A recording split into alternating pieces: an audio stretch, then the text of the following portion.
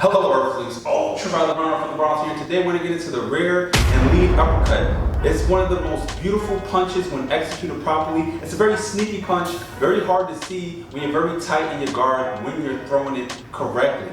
If you're southpaw, it's going to be left foot, right outside that right. I'm conventional, so it's going to be my right foot, right outside my left. Get into that boxing stance, elbows nice and tight to the body, chin tucked in, posture straight, keeping those hands up.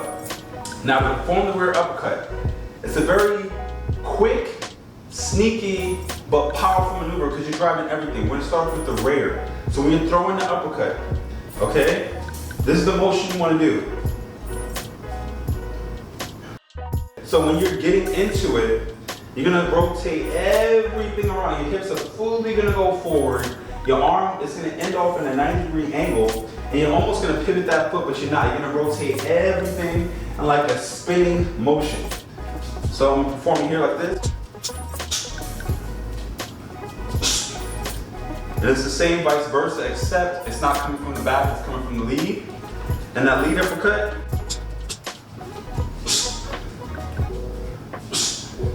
think about it as if you're really trying to dig from the ground and get as much power and energy that the planet can offer you. You're taking it all in into your fist, driving it into that opponent's head. Now you do not need to drop your hand all the way down when performing the uppercut. You just drop it slightly, palm facing up, and you're gonna end off in a 90-degree angle. I'm gonna show it from a different angle here. Same with the lead. Now again, the lead is a little more difficult because you have to retract your shoulders back. Don't slip unless you're doing it for a counter. Don't slip to the left if you're throwing an uppercut. Just simply retract your shoulders, hand drop slightly, and go up and right back to the guard. And your hips again is rotating into that punch. These are drills that you can do to perfect the uppercut. Now, just like you see here, you can drop down to a very low squat and then jig as much power that you can get from the ground all the way up, exerting a crazy amount of force.